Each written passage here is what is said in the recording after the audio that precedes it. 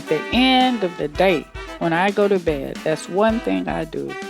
I say to myself, have you added any value anywhere for yourself or anybody else? That is a question. I take inventory of my day. That's what I do.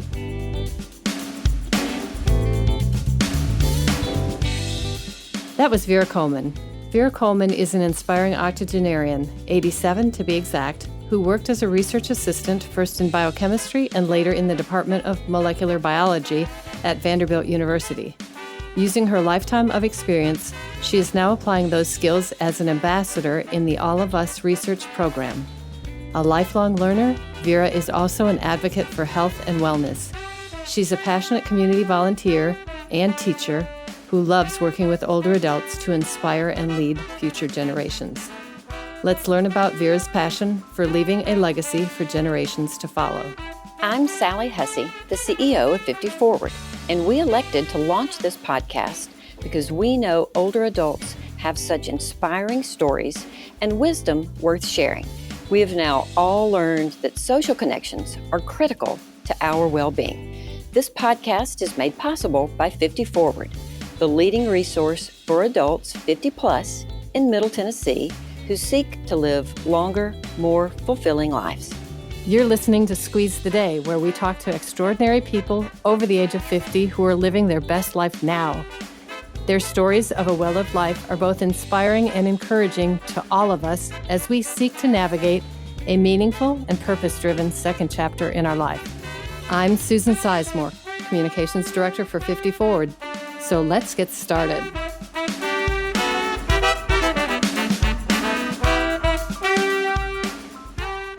Welcome, Vera. Thank you. My pleasure. Tell us a little bit about your upbringing and roots. Okay, well, I will begin with the fact that I am a person of faith. I come from a home that was very intentional, rearing us as believers. I was reared in a 3-generation home, the youngest of 3 children. I was a daddy's girl, tomboy. My daddy was an only child. He was a very, very gentle man. I was reared in the Chestnut, Houston area.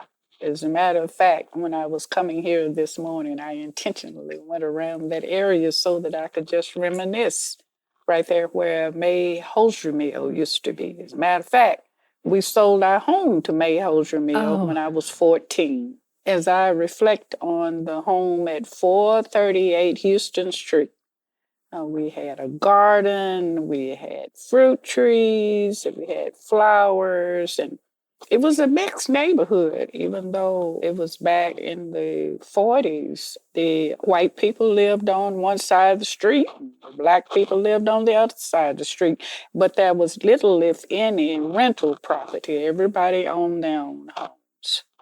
So I remember my childhood, and it's just, as I say, the memories are delightful. My brother and sister are deceased, and my mother and father are deceased, and so I live on memories because I don't have anybody to ask about it. My dad was an only child. I don't have anybody to ask about it. I remember being very happy. I have to ask, is your house still in place? No, over in the hosiery mills now, you'll find a lot of the shops, where they make jewelry. And as a matter of fact, I'm going to swing through there. When I leave here, well, I have pictures that Mother made of us in the yard, and you'll see a sign that says May Hosiery Mill. My mother always took pictures of us, especially on Sunday when we were dressed for church. Back then, Susan, there were church clothes and play clothes. Church shoes and play shoes, and never the twain should meet, I can just imagine. And Nashville has changed a lot, but still, I think traditions still exist. But tell us a bit about Nashville's changes in this area. Now, when the public spaces, when I was coming up, all the public spaces were segregated. The parks, the restaurants, the pools, and so forth. Of course, we have a lot of history. I know you've seen it on PBS when they talk about the famous Jefferson Street. That's where most of the activities and the professional Black people lived, but also out in South Nashville, where I'm from, Southeast Nashville. That's where the Meharry Medical College Oh, was. wow. Are you looking for anything specifically today when you kind of go explore? No, when they were building that area, I went through there and talked to some of the guys that were opening the shops, and I told them, introduced myself, and told them who I was, and he was so fascinated. I said, I even have pictures of this building. So he directed me to the office up on Chestnut Street. He said, you really should go in there and talk to those people because they haven't met anybody who is native to this Oh. area. So, yeah, I've got pictures. So I want to talk a little bit about your life experiences. Did some of your life experiences trickle into your desire to major in biology and work in research? Well, actually, in the seventh grade, I had a science teacher, Mrs. Crouch, and she was beautiful Southern Belle, and her husband was a physician at Meharry. And I just simply adored her. She was smart, and I said then, I'm going to be just like Miss Crouch.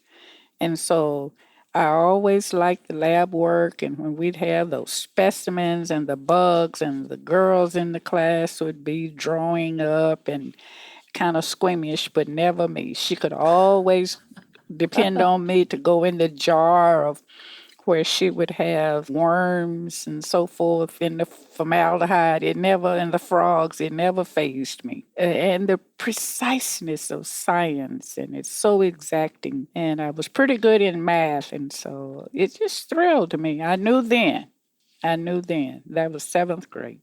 I knew then that I would be in the area of science. You were kind of a forerunner in that area. I know you worked at Vanderbilt as a research assistant for a lot of your career, and that was in the 1960s. How did you get involved? I started at Vanderbilt in 1962.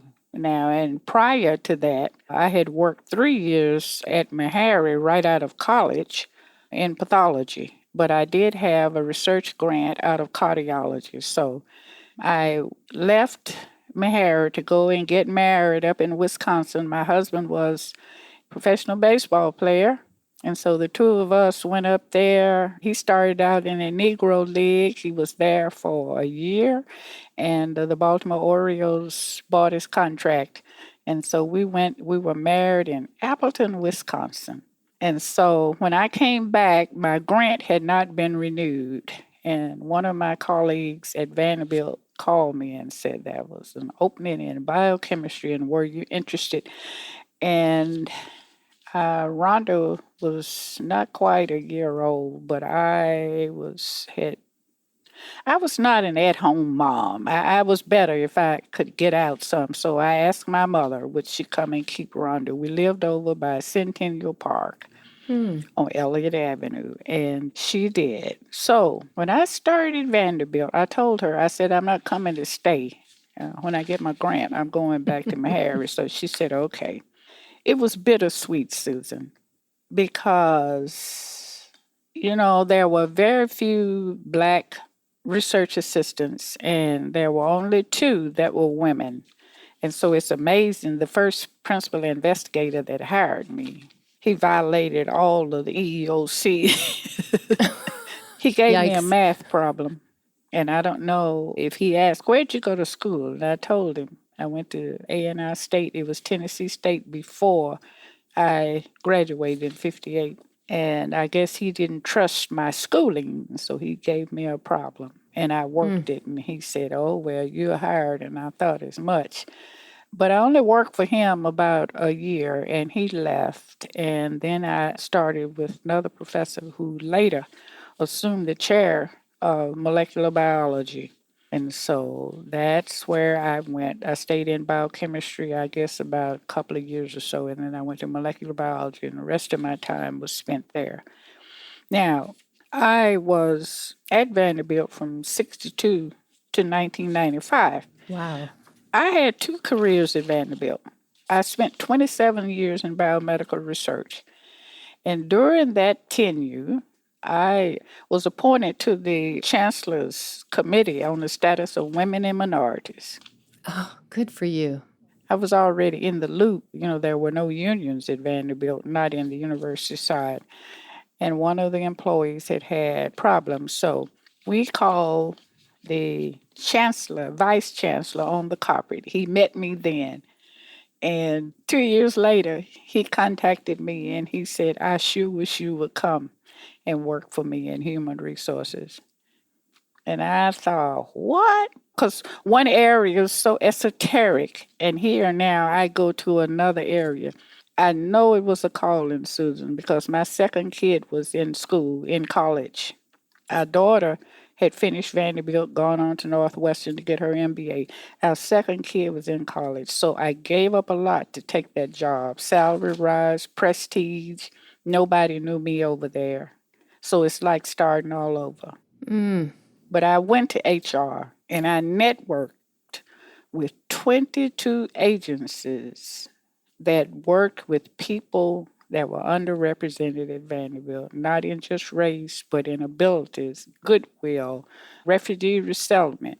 And so you see, the reason I hasten to say this is because I was working in research. Our problems came from medicine and the diseases and so forth. But the ultimate end for any application of that knowledge were people. And I had not thought about it like that. We published some, I've got pictures of documents that I co-authored. I work for people all over, international as well as nationals, people who came there to do their postdoctorate work because the professor, the PI worked with was very well known in the field of carbohydrate chemistry. So we did a lot of publications. But the fact that I had the last 7 years as a recruiter for Vanderbilt. And I went all over the city. I worked with the high schools. I had a program that I took to several of the high schools so that they would know how to package and prepare themselves for employment. And so, like I said, it was a calling. It was a calling. You know, that's such a beautiful story. And I have to say that when I first started researching you, I thought, how did she go from biology and from this research position to HR? But now, what an interesting logical strategy to help build. You see that? Yes. That's beautiful. We need your talents now in our community overall because everyone's struggling with that today. And how many years ago was that you were doing the lion's share of that HR outreach? You think that was in the 90s? It was. I went to HR in 88. I continue to keep up with what Vanderbilt is doing. I've got some colleagues there now that they are doing it as it relates to not only recruiting minority students, faculty, and med students. And I had a time there at Vanderbilt. I really did. I really did. That's wonderful. I have to ask, too, being that you were there in the 60s, as a woman of color working in research in the 60s, what was that like? As I said, my first 2 years was in biochemistry. I never had any experiences that reminded me of my color with faculty. Never. So I'd like to talk to you a little bit about being a peer ambassador with the 54 Adolphus Research Program. I know that that's something that's near and dear to your heart. Can you tell us a bit about the program? I think the most outstanding comment that could be made about the All of Us Research Program is the fact that it is committed to diversity. It endeavors to speed up the advancement in healthcare. And so it's not like there has not been research made in those areas. But when you have just targeted one group and you've left everybody else out, then your data becomes homogeneous rather than heterogeneous. And one size doesn't fit all. And so when you've used one group to do all of your research, to work out your procedures and treatment, then you wonder, as our nation has changed and the groups, some folk have referred to it as a melting pot. And that's exactly, you've got people from every nationality right here. So, of course, when you go to the doctor, it's just like eyeglasses. I can't wear your eyeglasses. They don't work for me, and mine won't work for you. And so it's easy to me to conceive that whatever medication one person takes, my body may not even process it the same way that the other one does. I've known people that you take such and such drug. Yeah, I take that. No, I couldn't take it. It made me sick. So you see, that lets you know something's not working. They're both people, both human beings. So why is it not working? And so that program, then, it's the slogan we have: the future of healthcare begins with you. So what it does, it endeavors to million plus participants. And, that word participant just kind of rubbed me the wrong way because I am a partner. And so now they're saying partner. I say partner because they needed my data and I needed their advancements for my treatment. And so anytime that I can submit, it's a 10-year study. And I told Kelsey, my half, when I joined, I said, I won't be around 10 years, but you have my data. But but what it does, you see, the purpose is to get the data from million plus people, and then the researchers can work with that data. That data involves your environment, it involves your lifestyle, it involves your health record, and your biological samples. And that is most important to me. I am waiting for the sequences of my DNA. I want to see what is there because there are certain diseases that were manifested in my family. And I want to know so that I can pass that information on to my children. Now, it doesn't mean that you won't have a certain disease or malady, but it can offer you advice as to how you may delay it or how you may can bypass it. Just because you carry an allele for a certain disease doesn't mean it's going to manifest itself in you. This commitment to diversity, we're looking at LGBTQ, we've got Mediterranean, black and brown, all of this the data is rich.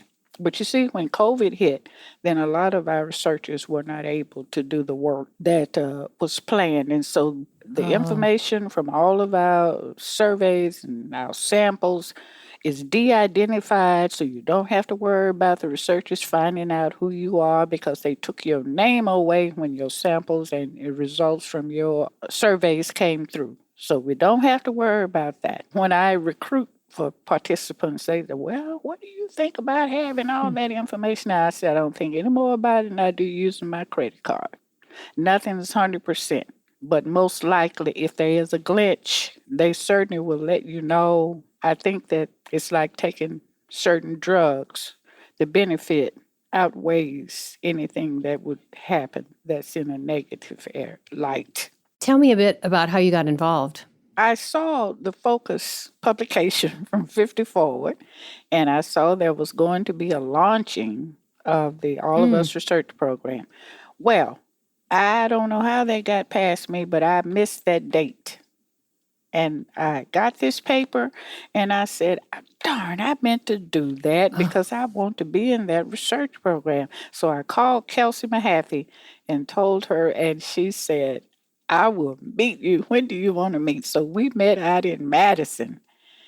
And ironically, Kelsey had the papers when I enrolled in the research program. She had papers about becoming a peer ambassador. And she said, would you like to do this? And I thought without hesitancy, because I don't have any problem. Because when I go to these health fairs, I say to them, I'm not selling anything. I'm not trying to meet a quota, but I'm sharing. They said, are you in the program? I said, fully vetted, fully vetted. When people know that you care, that commercial that says folk don't care how much you know as long as they know how much you care. And I care.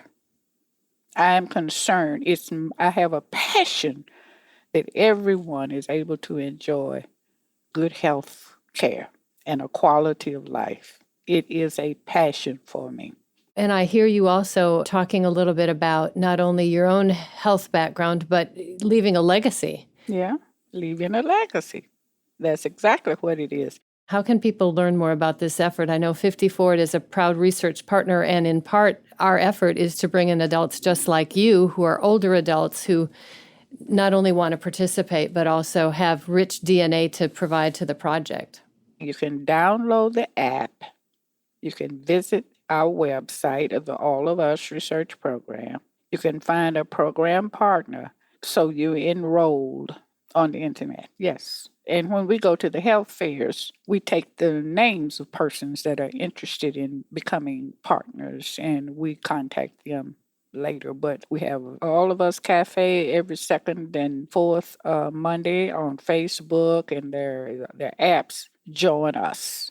And so it's easy to do. It's easy to do. I'm going to brag on you for a moment.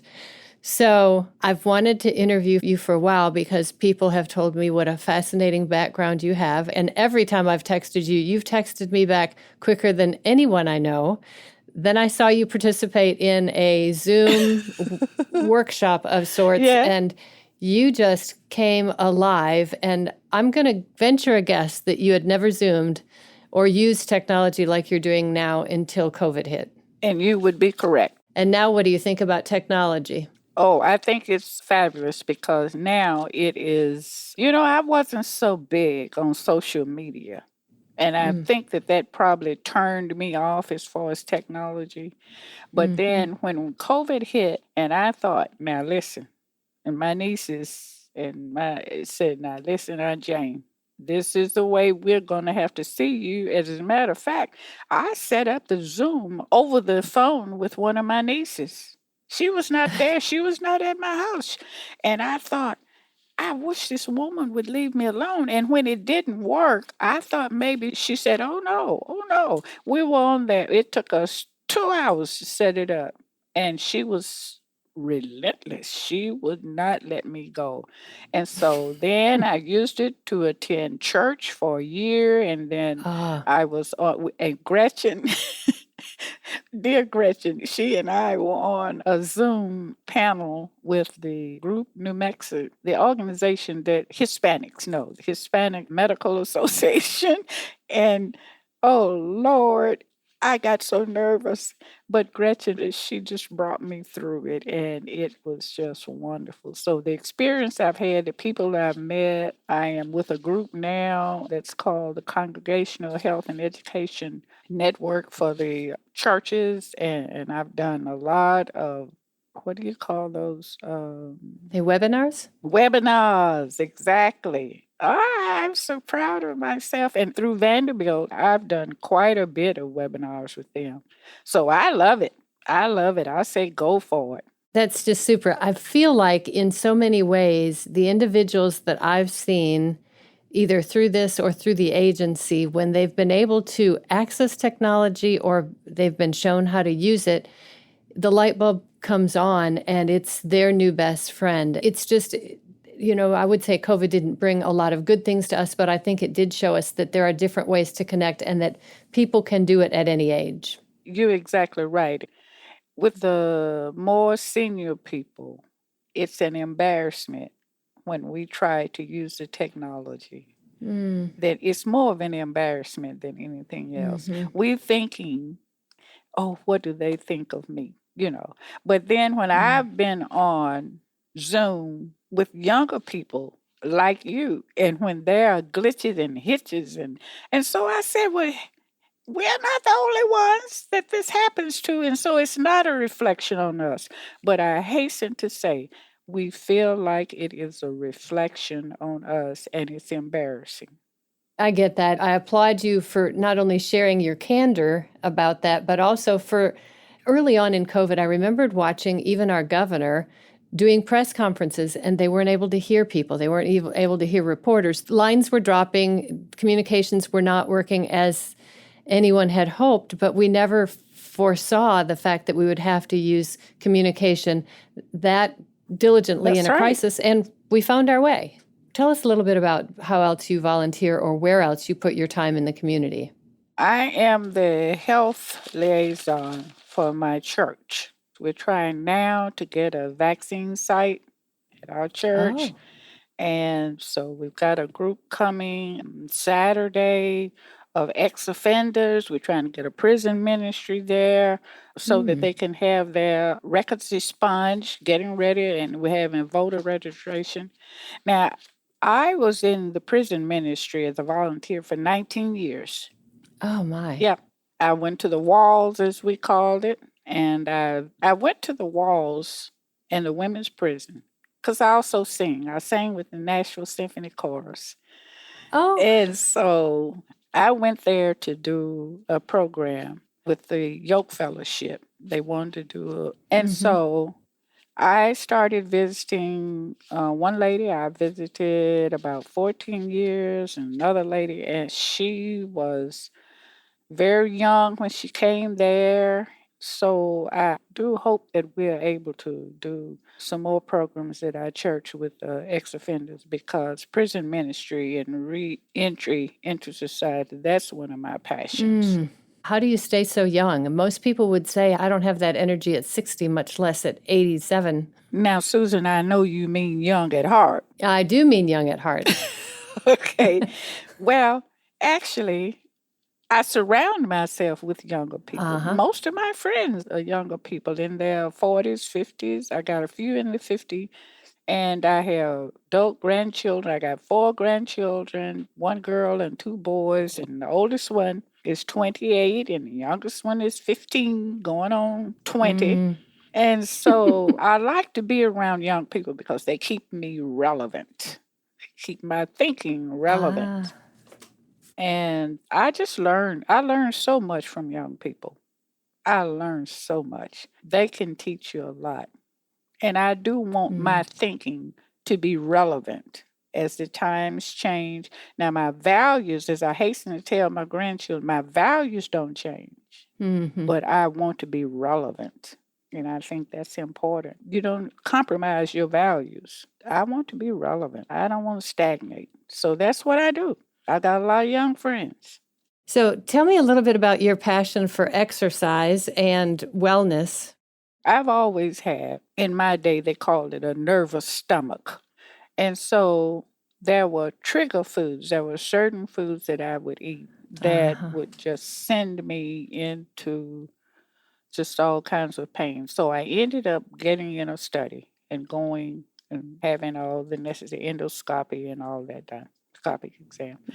And I started, as I tell people, I eat the same thing you eat, but I don't prepare it the same way. I never had to go to a day of physical therapy because I'm a walker. I have been walking since 1997. And I still get up and get 2.5 to 3 miles every morning, 5 days a week. I do not walk on Saturdays and Sundays. Those have always been my days. I do it 5 days a week. The only thing that keeps me back is rain because I've got, even when it's cold, I have got all kinds of walking gear and clothing. So, yeah, I'm a walker. That's where I clear my head. That's where I meditate. And when I don't walk, I'm not a happy camper to be around. That's just where I find myself. Stay grounded. I'm curious about your advice that you might have for others, advice to make people or help them live longer, more fuller, or healthier lives. Well, one thing I would suggest that they join 50 Forward. Oh. Because, if they haven't already joined, to be around the one thing that 54, all of the activities and all of the enhancements through nutrition, whatever, it just helps and it leads to a better way. Just the camaraderie, with all the activities, because some people live alone like I do. But, just to be around people, that saying they had no man's an island, and that's the truth. We were not created to be alone. We are gregarious by nature. And just be around people. And a lot of people, I understand, don't have family. So coming around other people in a common environment helps get connected. You know, I feel like in some of our other conversations I've had maybe with recent guests, but I'm sure you can relate to this, COVID really made a lot of people understand what it's like to be isolated. Yes. And it didn't work for a lot of people.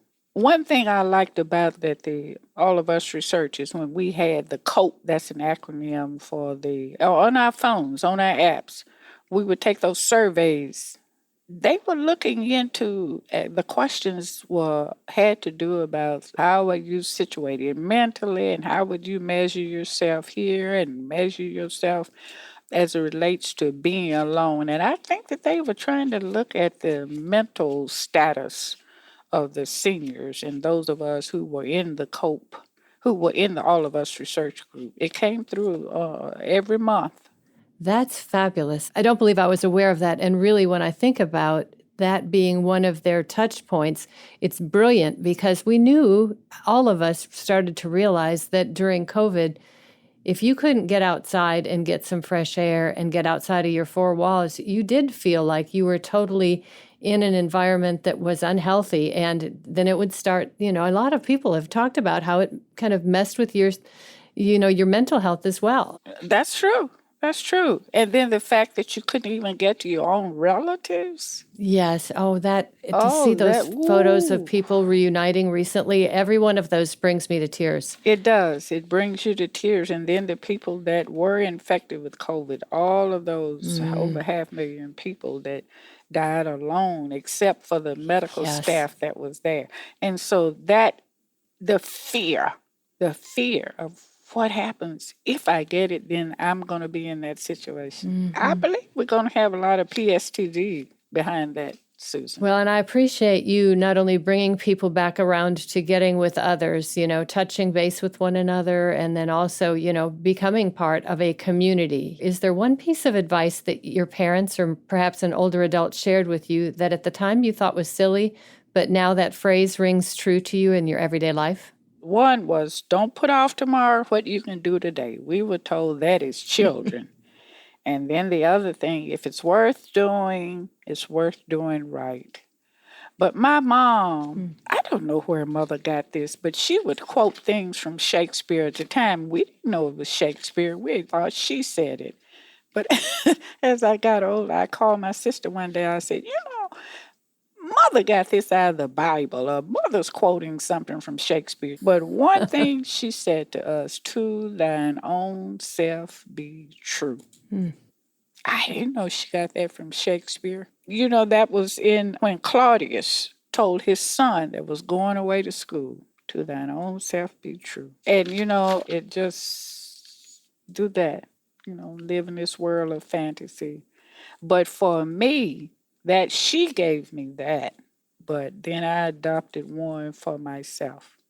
And that is carpe diem. Yes, sir. Seize the moment, because tomorrow is not promised to us. High five on that. So on that note, I'm going to ask Vera, what is it that you do to squeeze the day? I take advantage of every situation that comes my way, even if it's not of my liking, because at the end of the day, when I go to bed, that's one thing I do. I say to myself, have you added any value anywhere for yourself or anybody else? That is a question. I take inventory of my day. That's what I do.